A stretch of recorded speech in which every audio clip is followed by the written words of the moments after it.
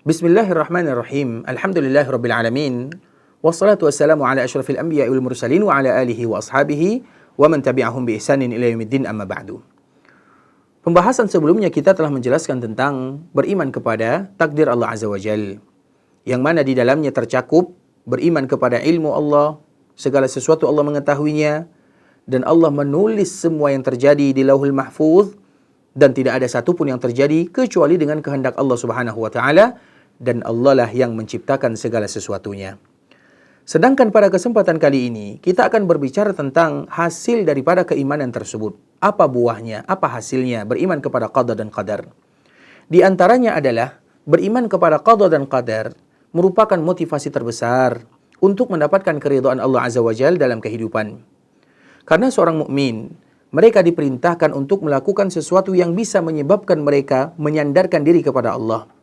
Beriman kepada sebab dan penyebab mereka mendapatkan sesuatu kebaikan. Tentu semua dengan izin Allah Azza wa Jal. Karena yang menciptakan sebab itu adalah Allah Subhanahu wa taala, dan yang menjadikan hasil juga Allah Subhanahu wa taala. Artinya, seseorang bergantung kepada Allah. Mereka tetap berusaha, tapi mereka menyerahkan hasilnya kepada Allah Azza wa Jal. Maka dengan itulah Nabi SAW menyebutkan, ihris ala ma yanfa'uka wasta'in billah wala ta'jiz. Hendaklah kalian berusaha melakukan apapun yang bisa memberikan manfaat. Namun ingat, minta tolonglah kalian kepada Allah, dan jangan kalian merasa lemah. Wa in asabaka syai'un fala taqul law anni fa'altu kana kada wa kada. Kalau sekiranya ada sesuatu yang menimpa yang kita tidak inginkan, jangan pernah mengatakan, kalau aku tidak lakukan maka akan seperti ini dan seperti itu. Akan tetapi katakanlah, qaddarallahu wa ma syaa fa'al. Allah telah menakdirkan dan Allah akan melakukan apa yang Dia kehendaki. Fa inna law taftahu amal syaitan. Karena kalimat jikalau, jikalau ini, maka itu merupakan di antara kalimat yang bisa membuka pintu-pintu syaitan. Di dalam riwayat yang lain Nabi sallallahu alaihi wasallam menyebutkan, i'malu fa kullun muyassarun lima khuliqalah. Beramallah kalian. Semua yang diciptakan oleh Allah akan dimudahkan untuk apa dia diciptakan. Maknanya kita tidak tahu untuk apa kita diciptakan. Maka dari situlah Nabi memberikan motivasi untuk selalu melakukan kebaikan. Kemudian juga di antara hasil buah daripada keimanan kepada qada dan qadar, agar seorang muslim senantiasa bersyukur terhadap nikmat Allah Azza wa Jal. Mereka tidak sombong, mereka tidak takabur. Sebagaimana pula mereka bisa bersabar terhadap ujian yang menimpa dirinya di dunia. Mereka tidak mengeluh. Mereka tidak berteriak. Mereka tidak mengupat. Sebagaimana firman Allah Subhanahu wa taala, "Ma asaba min musibatin fil ardi wala fi anfusikum illa fi kitabin min qabli an nabra'aha. Inna dzalika 'ala Allah yasir." Tidak ada satupun musibah yang menimpa manusia di dunia atau yang ada pada diri kalian kecuali sudah tertulis sebelum Allah ciptakan musibah tersebut dan sebelum Allah ciptakan makhluk tersebut. Dan itu mudah bagi Allah Azza wa Jalla. Likai la ta'sau ala ma fatakum. Yang demikian supaya kalian tidak merasa ada sesuatu di dalam diri kalian, merasa kasihan terhadap apa yang kalian tidak dapatkan, wala tafrahu bima atakum, dan supaya pula kalian tidak terlalu bangga, sombong terhadap apa yang Allah berikan. Wallahu la yuhibbu kulla mukhtalin fakhur. Allah tidak suka kepada orang yang sombong, kepada orang yang congkak.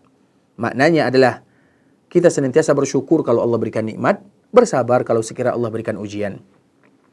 Begitu juga di antara hasil dan buah daripada iman kepada qada dan qadar, bisa menghilangkan penyakit hati. Karena seorang mukmin tidak akan mungkin hasad kepada manusia terhadap apa yang Allah berikan kepada mereka. Karena yang telah memberikan rezeki adalah Allah, yang telah menakdirkan adalah Allah. Dan orang yang hasad, ketika dia hasad kepada orang lainnya, sesungguhnya dia melakukan sesuatu seolah-olah menentang ketentuan Allah Azza wa Jalla. Apa gunanya seorang muslim dengki, iri kepada kawannya, saudaranya yang diberikan kelebihan oleh Allah Azza wa Jalla? Berarti sama saja mereka mengingkari ketentuan dan takdir Allah Subhanahu wa taala. Begitu juga di antara salah satu hasil dan buah daripada keimanan kepada qada dan qadar adalah memberikan motivasi kepada hati agar selalu semangat, terutama dalam perjuangan, dalam masa-masa sulit. Membuat tekad kaum muslimin semakin kuat, yakin bahwa ajal, rezeki, musibah, nikmat, semuanya telah ditentukan oleh Allah Azza wa Jalla. Dan seseorang tidak akan mendapatkan kecuali apa yang dituliskan baginya. Begitu juga dengan musibah yang melanda, tidak akan menimpanya kecuali yang tertera. Qul lan yusibana illa ma kataballahu lana. Kita tidak akan mendapatkan bagian kecuali apa yang telah Allah tentukan. Huwa maulana wa 'alallahi falyatawakkalul mu'minun. Allah adalah maula kita semuanya, dan kepada Allah semua orang-orang beriman, semua orang-orang yang beriman mereka akan bergantung. Maknanya kita menyerahkan diri kepada Allah Subhanahu wa taala. Dan semoga Allah berikan kepada kita iman yang kuat, kekuatan dalam agama, dan istiqamah dalam beribadah kepada Allah Azza wa Jalla. Barakallahu fikum wa jazakumullahu khairan. Assalamualaikum warahmatullahi wabarakatuh.